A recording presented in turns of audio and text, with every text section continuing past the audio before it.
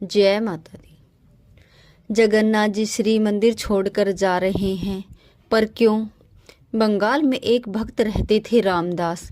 उनका नियम था कि हर एकादशी पर वे पैदल बंगाल से जगन्नाथपुरी जाया करते थे। वहां जाकर वे सुबह समुद्र में स्नान करते, महाप्रसाद पाते और फिर रात को शयन आरती के बाद मंदिर के बाहर बैठकर कीर्तन करते। महाप्रभु जगन्नाथ जी उनसे बहुत प्रसन्न रहते थे और उन्हें अपार प्रेम करते थे। धीरे धीरे समय बीता और रामदास वृद्ध होने लगे।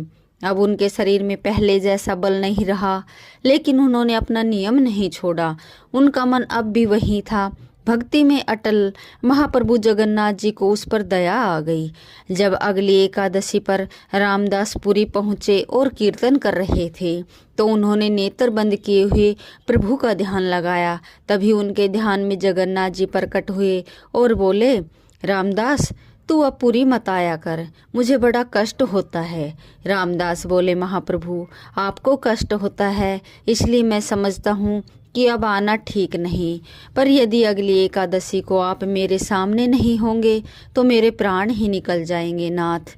जगन्नाथ जी बोले, ठीक है, तो एक काम तो किया जा सकता है जिससे तुझे पुरी भी ना आना पड़े और तू मेरा दर्शन भी कर ले।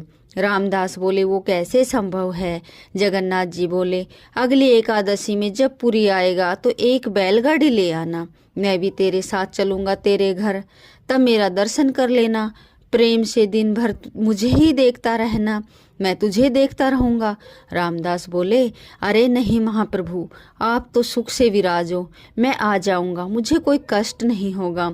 लेकिन जगन्नाथ जी बोले, अब तो हमने मन बना लिया है, मैं तो तुम्हारे साथ ही जाऊंगा, और वह भी अगली एकादशी पर। रामदास खुश भी हुए और दुखी भी। अगली एकादशी जब आई तो रामदास बैलगाड़ी में बैठकर आए। सब पंडा पुजारी बोले, अरे रामदास, आज बैलगाड़ी से आए हो, कुछ विशेष है क्या? रामदास बोले, नहीं नहीं, बूढ़े हो गए हैं ना, इसलिए रात का समय था, शयन आरती हो चुकी थी। रामदास बैठे थे, प्रतीक्षा कर रहे थे कि कब आएंगे।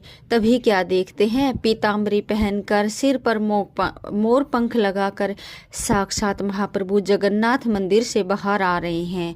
और ऐसे ही नहीं आ रहे, अपने संग अंग वस्त्र एक पोटली में बांधकर रामदास के समीप आ रहे हैं। रामदास ने कहा, फिर सोच लो, चलना है कि रुकना है?